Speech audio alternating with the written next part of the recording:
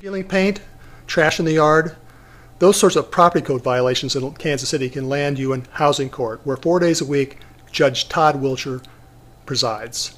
On June 23rd, Kansas City voters will go to the polls to decide whether to retain Wilcher and 5 other municipal court judges on the bench for another 4 years.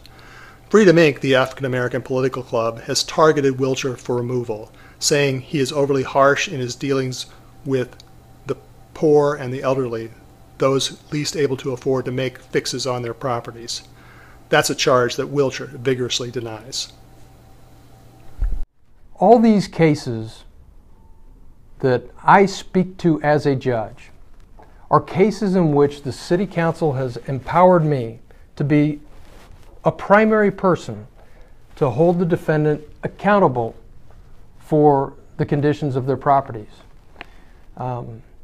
It would seem, based on the criticism that I have recently received, that almost all of the defendants that come into housing court are poor, disabled people with housing code violations in the homes that they live in, and that there is no possible way that they have any ability to correct those conditions or pay any fines imposed, regardless of how much time is given to do so. I do not generally accept that. I believe that people can find it within themselves, when the task is important enough to them to accomplish, to reach out to their friends, their family, their church, and anyone else that might assist them in accomplishing these great tasks, because these issues affect our neighborhoods, and they affect them in a way that is detrimental to the property values in our neighborhoods and the peace and quiet and enjoyment that people expect to receive in their neighborhoods. Am I unfair to the poor?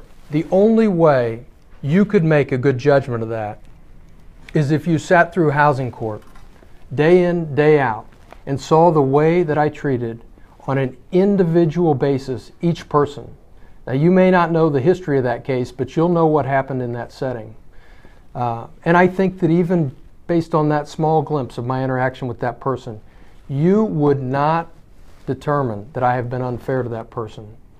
I give extensions, I coordinate the municipal court fund and the paint program, resources for the correction of these problems. I advise people of $3 paint that you can get at the hazardous waste facility, but people oftentimes choose another paint because they want a different color.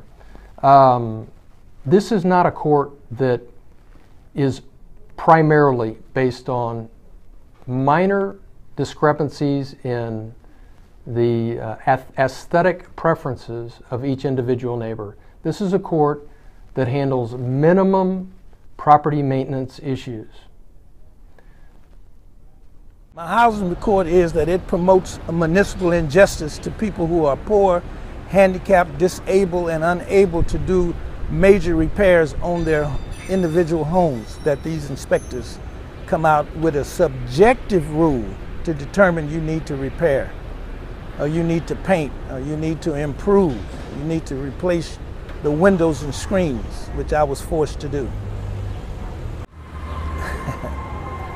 In my opinion, you know, the judge is very subjective when he determines how to fine you or whether to give you more time or not. It depends on whatever the inspector and the prosecutor says. He never gets it from the individual that's standing before him.